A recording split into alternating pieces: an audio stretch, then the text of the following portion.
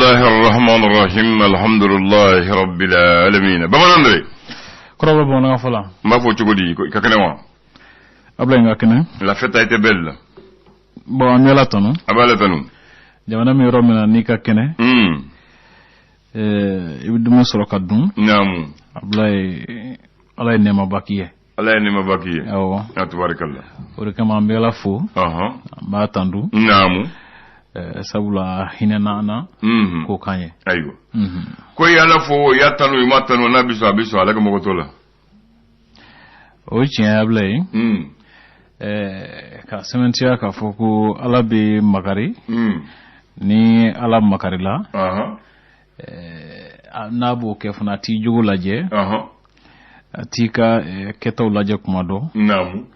alabi hina mogola ay femunu ndai bogola abi ulu bebu sila fe ablay namu awo bon André ko ni dino te kelen o de bache me ko ala ko ni kelen o chien ablay ala mi dalike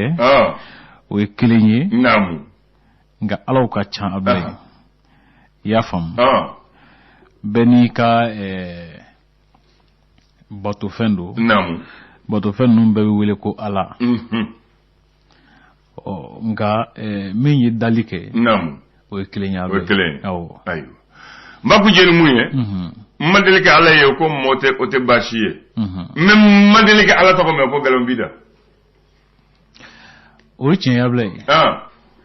igoni mage chugo ina ala to ko me image chugo ina dona fiye ibisa fi madala di nam ablenga mo tesga fo ko ma ala ye ko o te bashi me ma ala to ko me ima to ko me ko galon bida ablo tesi fo foni bi kelena nini mate ne kelene do i kelemi ga sigi dala namu o ibisiga fo ko imame halno alo lable nam mo moro la ibi mo na yi ka fo ko ala to ko me i kono misigi tu ka galone tike ka fo ko abeta no te able angana nyo ndege bewi ala to ko me o nga bebe ala don nga ibisiga fo ko kuma do ala batului ibisiga fo ko oti felai namu o sitane fana miteme mo fe sinya chama ka dusugu sugu do mo kono note ne akilaro ala koni be ya to me ibisiga ban ala de yable ayo chukroba do korema wadi boli sona bala do ngoti ko dia ko parce que ni boli aso do mi la ba fo e ala ba ta fo e boli de ko ni boli aso ba fo e ala oche ali kuma do nu ebuni ko boli son kan no frana wa fo ko ni ala sona ko nu ba damene fana wa fo tu bismillah ko tu bismillah ta lawa ko do guba ande nege ko ngala tu go de guba ande nege able ko ma ga chugo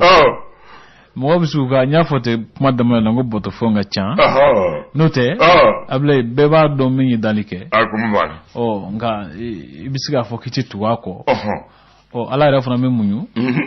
ati fenfo about ka tiga strafe namu nga amana mununu chugo able ele nga jeno tike ngona amana mununu chugo yani ka sesa yarema ati taka ala ta indawo akuma bana alhamdulillah bismillah able biye internet décembre kalo clim ko ani wolo flando samba fla ni mugani kili namu ami moso kono kuna fon balan hukumu kono fasiri bo fona sebene ke fasiri gafu kono amna la je ferete folo kuma bado ka seka ulu nya fo moye wasa family ka seka sura kula ble tubarakallah ambadam le sor woy nyeta ko ni bangono me amasra ye folo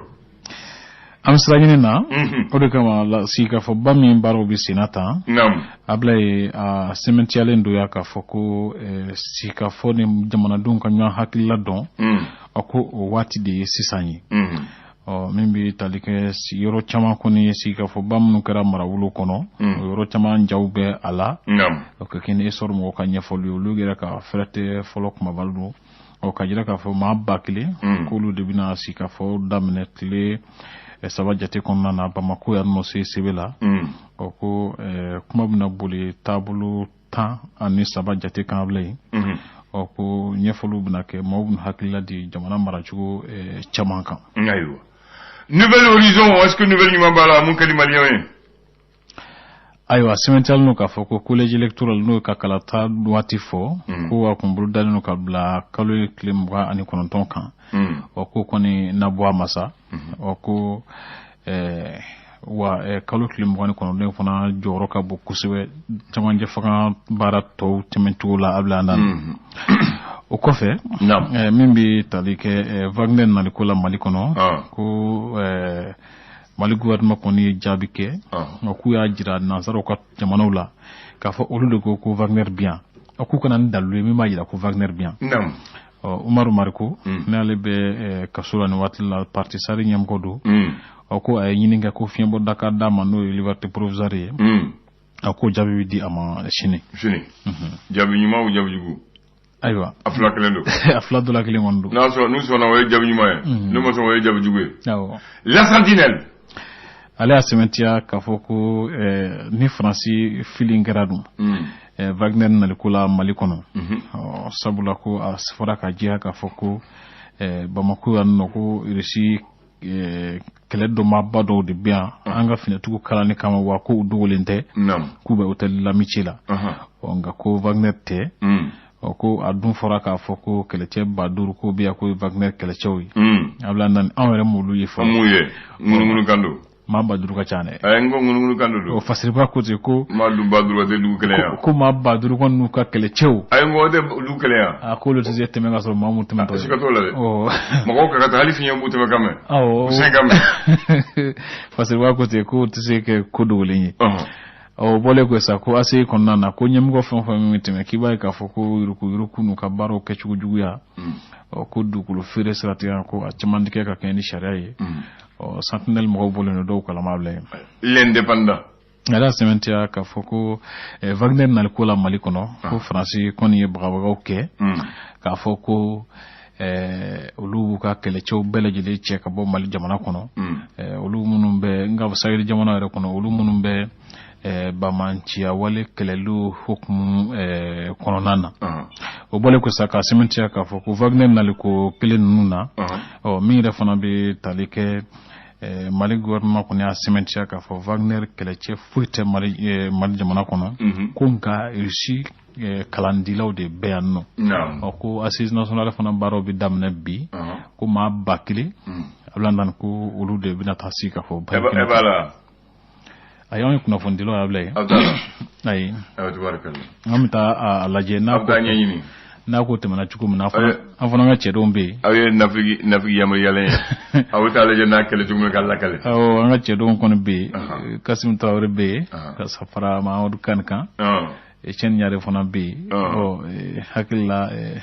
wasana ke radio clé fin sero sans fi sikatola e chedo de nyinga ko journaliste re jume ngo kan yoro to journaliste nafigi yamri yalen ale ko amadou ko men ngo yamri ngo parce que ambado be ba do na la kali kama ayre abla afan nafigi te kele ay ani nafigi te kele nafigi muye gunola kuma fo mo mi naptala kala am guno kuma fo amba chali bana kake sambe ay gunote ay anta ka gunola le kan zaketla ayote guno yo ay wata ko ni ko te ne ko beba do na mu kama beba do na ko yin la kali kama beba an wele fara kama nagilla kuna foni dilawdo ya fo jugo bere awo abamara ngani mana do de nafigi ya marialen ay ote l'indicateur de nouveau allez kodi ajo ga foko ya sangare ni ale ya de ma secrétaire général ko asimetia ka foko musaka bedi parti politique ma jamana fe ko koni femi wajibel no sabula ko sharayi adaga ande ko sharawiliya aya mo de sharata am sharawili mo bisga wuli donc na ya wuli abana ngani shara fana be afana kanga bato akana be akam bato no ko mega afaya absega wuli fana awa bisga wuli ama fuka tsga wuli d'accord akodo ko fendo femi ni shara daga wa ko akanga tatugula bole ko sa ko train bisga boli chugo mina ko UNTM ni mayna kawe noanye ka hakilla fone ndoke mi refam tarke douane alla nan ku ye fendo mne munu ndoni madaga nga jamana kono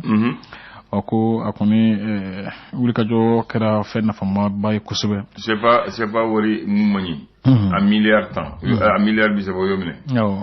we dumuni fem mumani hadama demma yomine a furata fikele mumani anga hadama de yama ko fana minana nunu ne kan yo ablay no yare ba ke bayra kan o ya do kurulo ko o be o yamine Allah akbar ko bola barakala ka sugu feba no salon de l'artisanat ko tago sawana hukumu konnana bola barakala bsi ke maligela fura chugobna ko baro bala ka nyeshin uma ko polémique médical mini 2012 faranda fri walo sen fe a karkar lakati ko tike ka dema no famille alamay ko lettre colonel Assimi Goïta maka nyefaye ayo le soir de Bamako wula ngo kunchenoy ala cimetière ka foni hashia fulo e colonel Assimi Goïta ka conseil supérieur de la défense nationale ka o sigi ko ayake kada la hala do fonaka nam o bole ko sa membi talike Mali nyamgo ku koni kuma ngalondiya nazaro munu foka foko Wagner be Mali jamana kona no o RPM ko kala taw koni mbala ka senze na o ko lu fana mbala ku kwa chedo farajanga o ko de kama ko to nyamgo docteur Bukari Tirita aleni uka tonde munu no lu suwandira kabla ira maraka fo nyama les élus locaux o ko ani ulu ye nyanyi fana ko fezaga dira ka foko assise national ko ni akunjeli baroyi munu ndamena munu mi damna biso wande na Bamako ya nokmani so wande na kuna fon telundu tubarakallah ambo mine o chogola kunu ama baraka kuna sini tu yeno ele wotea anga chrétien catholique ou kanyema batu ye discours nyuma wede ke Jean Zerbois le cardinal Jean Zerbois le cardinal Jean Zerbois bi en bas les anniversaire Kennedy le 27 le cardinal Jean Zerbois est né le 27 décembre 1943 à Ségou 43 donc bi en bas faut longue vie au cardinal santé depuis 1943 aucun la sanjulu massa bi wala ni ko la ko ni sikatola o kalaje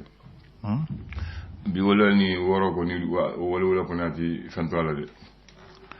bilon flani wala ni woro ko ni fantola sikatola la jajate patewa bilon flani sing voilà voilà bi wala donc il a 78 ans aujourd'hui donc on lui souhaite une très belle fête d'anniversaire mais le cardinal c'est le premier cardinal du Mali. Il est le deuxième archevêque de Bamako. Deuxième archevêque de Bamako. Parce que malien, on voit deuxième archevêque malien de Bamako. Le premier malien chrétien qui est devenu archevêque de Bamako, lui c'est Monseigneur Lux Auguste Sangaré. Mi fatura fa ko gale Sudo aya do église ba dandala ni do église ba dandala ba so carré do tikele no luni do tikele aya do la et puis ado no ne tunjelondu karo chogola ne do lendo do mbala ere do ni ba za tikele ndo aya do dinye de kono o do ne tunjelondu ka so chona ma chikone tu ye directeur aya reportage ki en direct ala ke hine Youssouf Walzila ni Mamadou Dumbié Kelengeleni on do tu yo o reportage ke ne tunjelondu kene kan j'étais présent ama kenyana ya fobagari ama fonye de netu njelendo jolendo ne nyere de ya onto bi commentaire la ala kene Youssouf Walzila Mamadou Dumbié ani ne on le yak tabarakalla o ko jelen donc il est le 2 donc depuis Auguste Sara le 11 février 98 ala kera archevêque qui est le 6 août 1998 du 6 août 90 à aujourd'hui il est l'archevêque de Bamako. Ouais mais Auguste a été de 1962 à 1998. 62 à 98. De 1962 à 1998. Donc ni gara archevêque ni ma ça été voilà. Foni ko rek we tanama ko. Sune ibala foki ça. Ibala donc c'est le deuxième archevêque. Il a été ordonné prêtre, je dis bien, il a été ordonné prêtre en 1970. Le 10 juillet 1971, il a été ordonné prêtre. L'abbé Jean Zerbo est devenu prêtre. Il a été ordonné par Louis Leclerc, qui était le dernier archevêque blanc de la cathédrale de Bamako. Celui qui a été remplacé par Auguste Leclerc. Jean-Louis Leclerc était le dernier archevêque blanc de l'église de Bamako, la cathédrale. Jean Zerbo évêque. Voilà. En 1971. Maintenant, je vais vous chrétien Kunda, malien folo, mon chrétien, tu vois, chrétien, prêtre, au dé Prosper Kamara. Lycée Batogola Amdelay. C'est le premier malien ordonné prêtre. Le 29 juin 1936 à Carthage en Tunisie. La première femme devenue sœur religieuse au Mali, elle s'appelle Salomon Diawara. Elle a été ordonnée sœur religieuse en 1937.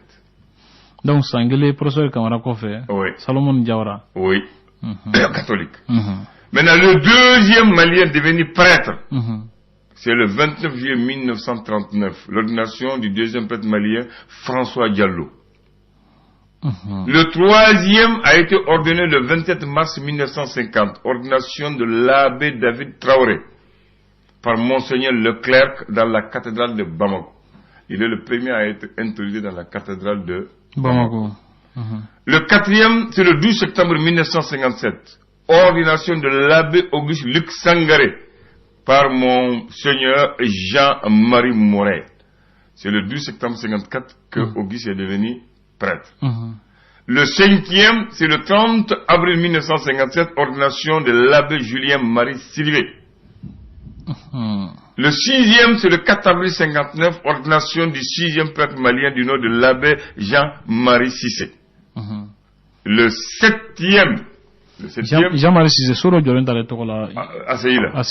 le septième, c'était en février 1970, c'est l'ordination de l'abbé Bernard Canet à Kati. Bernard Canet. Le huitième, c'est l'actuel archevêque de Bamako. Le 10 juillet 71, ordination de l'abbé Jean Zerbo, par lui et Leclerc. Le neuvième, le 19 avril 75, ordination de l'abbé Jean-Marie Traoré. Ça c'est, et le dixième, c'est qui? Et le dixième, Mosrofolo. Ça c'est les 9 premiers prêtres maliens. Ordonné entre 1936 et 1975, ici au Mali. Mais chrétien est Sofolo Djora Kita. Sofolo Folo Mun Djora. Chrétien Togola. Au Djora Kita le 20 novembre 1888. Fondation de la paroisse de Kita, la première paroisse du pays. C'est pour ça que vous avez dit que en 1888. Le cardinal Lavieri est nommé le premier administrateur du Sahara et du Soudan de 1866 à 1892. Ok? Et il y a comme 1, 2, 3, 4, il y a 6 diocèses actuellement au Mali, dans le domaine chrétien catholique. Le diocèse de Kaï, diocèse de Mopti, diocèse de San, diocèse de Ségou, diocèse de Sikasso. C'est les 6 diocèses qui réunissent l'ensemble de la communauté chrétienne catholique du Mali. Et leur grande église, c'est l'église sacrée Notre-Dame de Bamako. Voilà. Donc, on est même le café. Comment il y a famu? Il y a d'autres mots là. Ma foi, il y a